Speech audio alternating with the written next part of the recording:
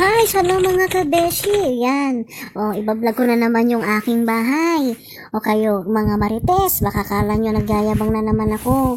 So, hindi po. Gusto ko lang pong i-share kung ano yung aking simula ng aming bahay. Yan. Ang aming bahay ay ginawa ni Architect Roger Pispira Sizer. Ito po yung aming main door, solid door sa harap. So, makikita nyo mga kabeshi, nandyan na yung mga halaman na regalo ng aking nanay at ng aking mga classmate. Yan. So, tumatanggap ako ng regalo na halaman, mga kabeshi. So, yan. Nasa harap kami ng karsada, katabi ng lumang bahay na pansamantala naming tinirahan nung kami wala pang sariling bahay. Sa lupa ng Family Duterte, ang lupa na kinatitirikan ng aming bahay. Ancestral house yung katabi niyang bahay na sa side po ng aking mister. Yan mga kabeshi, so makikita nyo naglalakihang mga salamin, yung bintana na dinisign ng aming architect. Yan, makikita nyo rough finish pa mga kabeshi ha, kasi wala pang mga budget.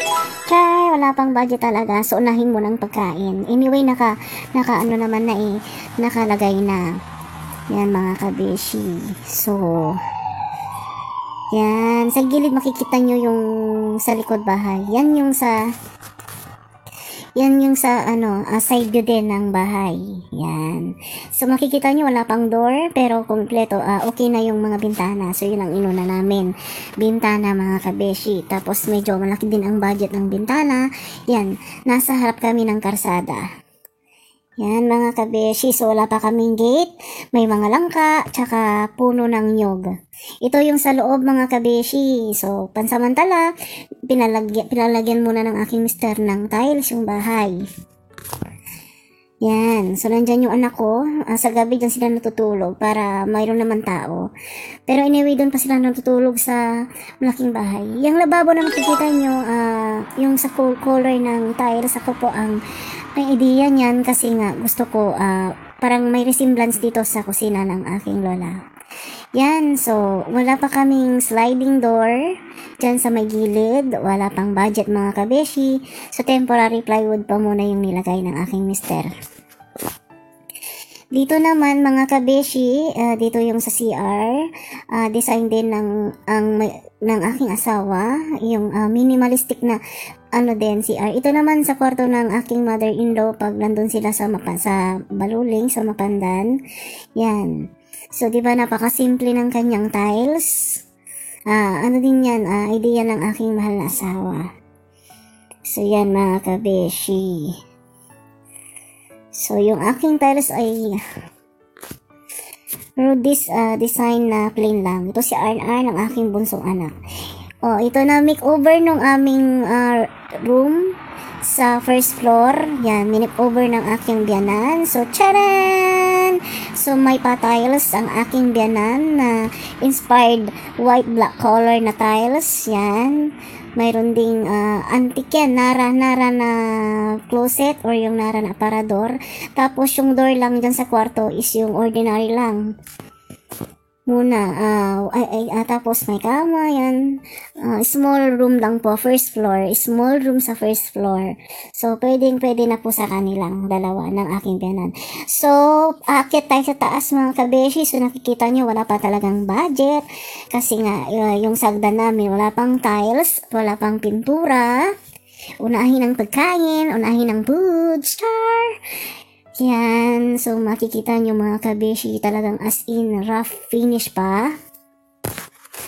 Yung exit window doors, nakita nyo, ito yung maliit na room. Tapos bathroom, CR. Tapos ito yung another room. Kasi room number 2 yan. Room number 1 yung maliit. Tapos yung room number 3 namin is ito, makikita nyo. Ito yung pinakamaluwang na room dyan sa kwarto sa taas. Either kung sa anak kong lalaki o dong sa anak kong babae na panganay. Tapos tanaw tayo doon mga kabeshi sa 3rd floor. Or yung sa roof deck. I mean roof deck kasi wala pa namang mga harang-harang.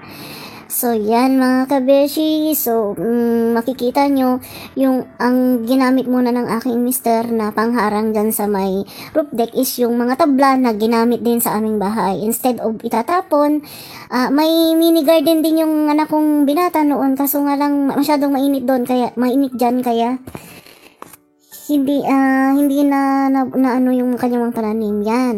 So going again to second floor tayo mga kabeshi. So tignan natin uli kung ano yung development. Ops, pupunta tayo kabeshi dyan sa balcony dyan sa taas. Tanawin natin ang kalsada. Yan.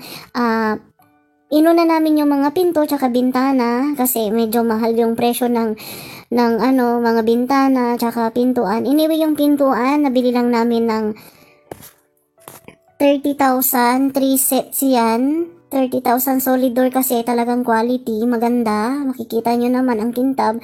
Kay Mr. and Mrs. Lindy Guzman na rekomenda ng aking friend na si Ate Gracia. Yan.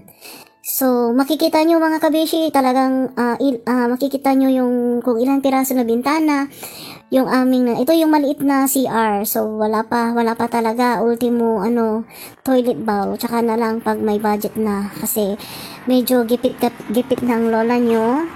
At si sir, malaki na rin ang bag dyan. and then makikita nyo mga kabeshi, yung may konting tagas pero anyway it's normal. Kasi wala pa talagang bubong yung aming third floor. Yan, may dun exit door na salamin din. Yan, thank you Sir Roger Bispiras at saka kay Puriman at sa mga kasama nila. Satisfied po ako.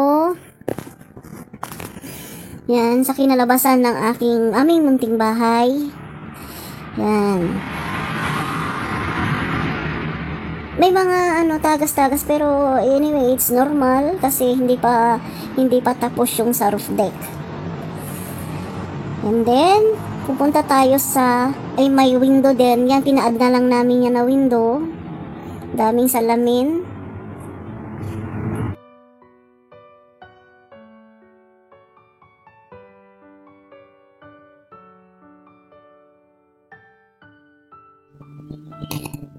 Yan mga kabeshi, so pupunta ulit tayo ayan, makikita nyo yung window, yan, pina-add na lang namin yan kay Arky kasi gusto ng aking mister na malaki. Ito, makikita nyo mga kabeshi, yan, yung sa lababo. Anyway, ito yung bago pa nila tilesan yung lababo. Ang ma-idea niya yung aking mister. Anyway, ganyan din yung nasa isip ko, pero nagkataon na pareho naman kami ng iniisip ng aking asawa. So yan mga kabeshi. Yan, ginagawa yung sa pintuan, yung sa hamba. So akala ko dati ganyan. Yung basta pintuan na lang. So yan mga kabeshi, yung sa hamba. Yan, ang dami palang mga tawag doon, proseso ng pagkakabit ng pintuan pag magpapagawa ka pala ng bahay. So yan, so maayos naman nilang ginawa. Thank you Kuya Larry, siya yung gumawa, yung sa kasama din ni na Puriman. So ang alam ko ang nagastos ng aking asawa ay 3,000 ata yung isa o 2,500 ata yung isang door. Ordinary door lang mga kabishi, yung sa pintuan namin sa kwarto. Anyway, ang priority namin kasi yung sa pintuan sa main door at saka sa back door, dyan sa baba at dyan sa terrace. So yan, 2,500 ata, 3,000, kamo ng 3,000 or 5,000, hindi ko alam, pati labor pala. So project yan ng aking asawa. So ito, nandito na tayo sa roof deck.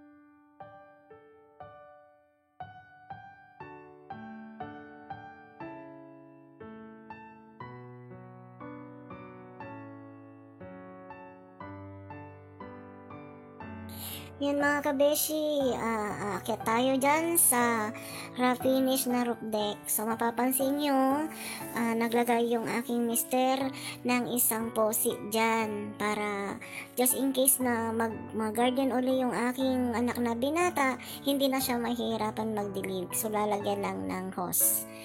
Yan mga kabeshi. So yan, testing. Oops, konti lang, mahalang tubig, sweetie. Yan mga kabeshi. So, may makikita nyo rin, may tanim na mangga dyan sa baba. Ngayon, tamang-tama, nakauy-uy dyan sa may roof deck. So, yan, may naka-reserve din tayong tubig dyan. So, finish talaga kasi yung bakod niya, yan yung ginamit din dun sa bahay. Instead na itapon or pamigay, hindi po safe yan mga kabeshi pag may budget na ipapag-reels ko na. So makikita nyo dyan, natatanaw nyo yung bahay na luma. Yan po yung ancestral house ng pamilya ng aking mister, so Duterte family, sa kanyang great grandfather. Ayan, so maluwang din po siya, kasukat po ng first floor. Anyway, ang sukat ng aking bahay aming bahay ay 13 by 6 ata, 13 by 6. Ang sukat ng lupa ay 400 square meter, almost less than 80 square meter yung bahay mga kabeshi. So makikita nyo may ready to garden na yan. Yung nyug na nakikita nyo, tanim yan ng aking asawa na almost 25 years na. Panganay pa doon sa aking anak. May mga langka. Nasa harap po kami ng karsada mga kabeshi. So magandang mag-business pag may budget na, pero nagpo-focus muna kami sa foods at sa mga importante para sa allowance ng mga anak namin na nag-aaral. Yan muna unahin. Kaya hanggang ngayon hindi pa napapag-reelsan ang aming roof deck. So yun mga kabeshi, at least na ipatayo na. So for almost 5 years ko na dito sa Israel. Tapos ang aking mister naman ay isang frontliner, isa po siyang pulis dyan sa Pilipinas, na almost 12 years na nasa service, or 13 years na nasa service pala. Yan mga kabeshi. So nagantay din kami ng matagal para makapagpatayo ng bahay. Almost 18 years po kami mag-asawa nung naipatayo namin ang aming bahay. So salamat sa aking biyanan, kay Nanay Delia Ijo, dahil sila yung tumulong sa amin para makapagpatayo dyan sa lupa na kinatitirikan ng aming bahay. Thank you, Nay, sa walang sawang suporta sa aming mag-asawa. Yan, so may kapitbahay kami, sina Mama Iloy na Bugayong. May bago rin siyang bahay, almost magkaparehas din kami ng bahay. Mababait din naman yung mga kapitbahay namin. So yan, so yan, bababa na tayo. Ito yung mismong update na itsura na ng aming bahay. Yan, pasensya na kayo, medyo magulo kasi yung ibang gamit pa namin nasa old house pa. So hindi pa sana yung mga bata na tumira dyan. So yan, pasensyahan nyo na, medyo balagan pa, magulo. Kasi mga boys yung nandyan sa bahay na nakatira, parang boys scout yan. Tapos yung yan, umakyat na naman tayo. Sinakyat na naman tayo ni Jumong dyan sa taas. Kung ano yung development ng sa taas mga kabeshi. So ang pagbabago lang, siguro na nakinapansin ko is mayroon ng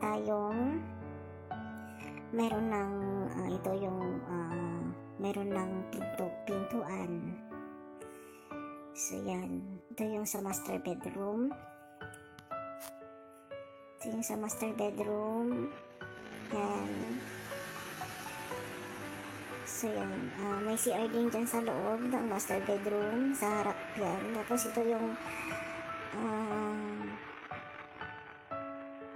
yung nakita nyo kanina pala, hindi yun yung master bedroom, is yun yung room number 2. Ito yung room number 1 mga kabeshi. Ito yung master bedroom. So yan, medyo maluwang talaga yan, may sariling CR. Tapos meron dyang, tapos punta tayo dyan sa sa balcony. Yan, so makikita nyo solid door din yung ginamit. Wala pang grills Talagang inuna talaga ang salamin. Yan, rough finish pa yung hagdanan namin mga kabeshi kasi talagang as in, wala pa pong budget. Kaya yan, silip ulit tayo sa roof deck mga kabeshi yan. So itutur ulit kayo ni Jumong, yung aking anak na panganay na lalaki. Yan, medyo tuyo-tuyo tayo mga pananim niya. Before nagtanim siya dyan ng mga talon. So sa vlog ko makikita nyo yung simple na sample ng isang rough finish na roof deck. So makikita nyo dun sa vlog ko na mayroong din mga halaman siyang itinanim doon. So yan mga kabeshi, so green, presko po dyan sa amin, yan, may mangga na kami pag uwi namin, dyan ako mag-standby pag hindi mainit, kasi may mga mangga na, asin na lang, at bagoong yung aking dadalhin. So yan mga kabeshi, so na-tour ko na kayo sa loob, tsaka sa roof deck, yan, anyway, sabi nga nila, wag yung liat-liat or dahan-dahan na lang yung pagko-construct ng aming bahay. Anyway, nakatayo naman na. So yan mga kabeshi. So yan, dito yung sa gilid ng bahay. So nakita nyo na yan kanina. Naulit siguro ang mga video na doble-doble. So yan po yung sa gilid. Tapos nasa harap po kami ng kalsada. Kaya maganda for business kung may pera lang, so gusto kong business ng kahit very simple lang. Yan, so yan, makikita nyo, yan yung decoration niya paggabi nung Christmas.